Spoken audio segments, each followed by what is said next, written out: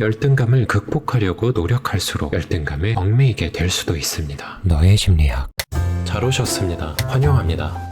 때로는 열등감이 성장의 동기가 되기도 하죠. 우리 모두가 경쟁적인 환경에서 살아온 게 익숙하니까요. 이를테면 주변에서 만나는 어른들이 항상 반에서 몇 등 하냐고 물어본다든가, 한 고등학생쯤 되면 마치 태종태세 문단세처럼 서영고 서성한 중경이지 건동홍수 국숭세당 광명사 어디선가 이런 게 사자성어처럼 들려오기도 합니다. 이러한 분위기가 성인이 되어도 비슷합니다. 누가 더 취업을 잘했나, 누가 결혼을 더 잘했나, 배우자 외모는 누가 더 나은가, 연봉이나 재산은 또 어떤지, 집이 작은지 전세인지, 아파트 브랜드가 뭔지, 차는 뭘 타고 하차감은 어떤지 생각할 게 이렇게나 많습니다. 또 한편으로는 난 침대에 누워있는데 SNS에서는 다들 인싸에다가 예쁘고 잘생겼죠. 갑자기 피곤하네요. 그런데 피곤하면서도 누가 내 앞에 있는지 확인하면서 열등감을 느끼고 뒤를 보면서는 우월감을 느끼지는 않나요? 설령 타인에게 크게 관심이 없는 사람이라고 해도 열등감에서 완전히 자유롭기는 어렵습니다. 물론 열등감이라고 나쁘기만 하다고 생각하지는 않습니다. 한편으로는 성장의 동기가 되기도 하니까요. 확실히 사람을 앞으로 나아가게 하는 원동력으로는 열등감만한 게 없는 것 같습니다. 그런데 바로 이 포인트에서 본질적인 문제가 생깁니다. 열등감이라는 건 근본적으로 타인과의 비교를 전제로 하는데요. 그래서 열심히 노력해서 남들보다 조금 더 나은 사람이 되자마자 새로운 비교 대상이 나타나게 됩니다. 결과적으로 열등감을 극복하고자 하는 노력은 바닷물을 마시는 행위와도 비슷합니다. 당장은 갈증이 해소되는 것처럼 보이겠지만 마시면 마실수록 더 갈증이 느껴지는 역설적인 상황에 처합니다. 열등감을 극복하려고 노력할수록 열등감에 얽매이게 될 수도 있습니다.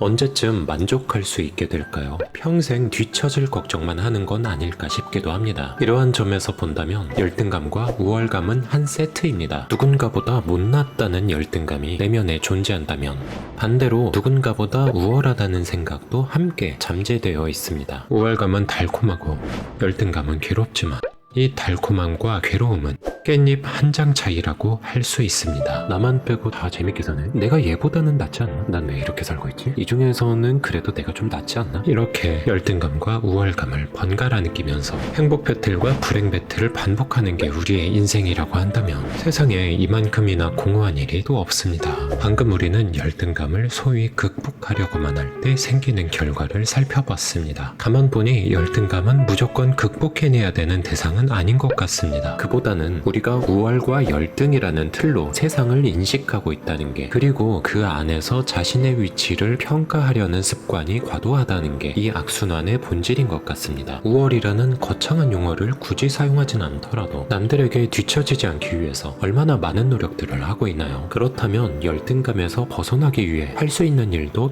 명확해졌습니다. 뒤처지지 않기 위해서 필요 이상의 노력을 기울이는 게 아니라 세상을 우열로 바라보는 틀 자체에 균열을 내는 겁니다. 그러면 열등감은 자연스럽게 줄어들 수 있습니다. 억지로 극복하려고 노력하지 않아도 말이죠. 이걸 어떻게 하면 되냐면요. 가장 중요한 부분은 자신이 목표 지점으로 두고 있는 게 남들의 눈을 의식한 목표인지 혹은 오랫동안 자신의 인생에서 진심으로 바랐던 것인지 구분해 보는 겁니다. 세상을 보는 관점을 타인과의 비교라는 틀이 아니라 자신의 원치와 니즈로 가져온다는 뜻입니다. 쉽지 않을 수도 있습니다. 왜냐하면 자신이 진정으로 원하는 것에 대해서 생각해볼 기회가 지금까지는 많지 않았을 수도 있으니까요. 자신의 욕구를 인식하기 위해서는 어떤 상황에서 어떤 감정을 느끼는지, 무엇을 좋아하고 싫어하는지 있는 그대로 받아들이는 것이 중요합니다. 자기를 있는 그대로 이해하고 인정한다는 점에서 이 과정을 자존감이 높아지는 과정이라고도 할 수 있습니다. 자존감이 높아지면 자신만의 감정과 욕구에 맞춰서 장기적인 삶의 방향도 설정할 수 있게 됩니다. 이제 비로소 이 정도까지는 내가 노력해서 해낼 수 있고 이 정도까지면 충분하다라는 한계 설정도 가능해집니다. 쟨 여전히 잘 나가네.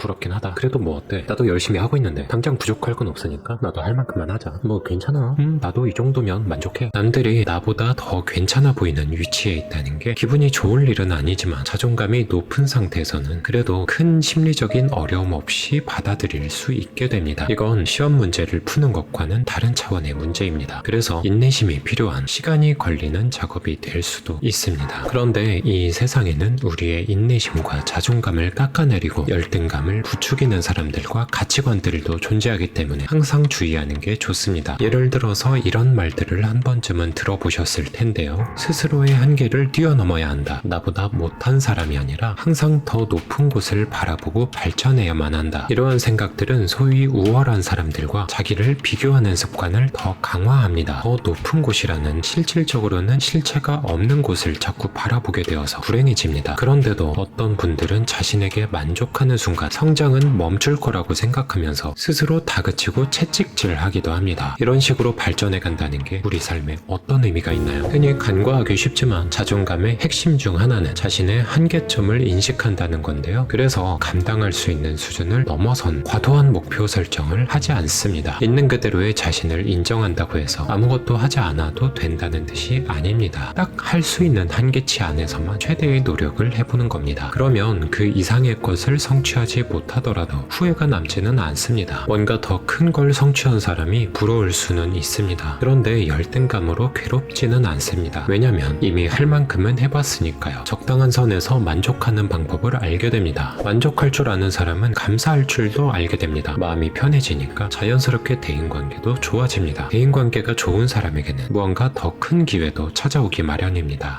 선순환입니다. 여기까지 말은 참 쉽죠. 하지만 현실에서는 지금까지 말씀드린 이 모든 것들이 아무 쓸모도 없어지는 열등감으로 괴로운 순간들이 찾아올 수도 있습니다. 그래도 열등감을 느낀다는 자체가 미성숙한 사람이라는 의미가 되지는 않습니다. 인간은 열등감 같은 부정적인 감정들도 느끼도록 유전적으로 설계된 존재인데 열등감을 느끼지 않는다는 게 오히려 더 이상한 일입니다. 우리는 수행을 하는 사람들이 아닙니다. 지극히 평범한 사람들이죠. 하루하루 살기 바쁩니다. 그래서 열등감을 완벽하게 없애는 게 목표가 아닙니다. 다만 일상에서 생길 수 있는 어느 정도의 불쾌한 감정을 그런대로 견딜 수는 있을 정도로 우리의 물리적인 환경과 심리 상태를 자각하고 통제해가는 것이 현실적인 목표입니다. 완벽하게 그리던 이상적인 인생은 아니더라도 그런대로 만족하며 살아가는 방법을 찾는 게 우리의 목표입니다. 다만 우리의 열등감이 우리의 가족들과 친구들을 잡아먹고 과거의 추억들과 꿈을 먹어치우도록 내버려 두지는 않기를 바라는 마음으로 조금은 더 편안한 하루가 되기를 바라겠습니다. 끝까지 봐주셔서 감사합니다. 지금까지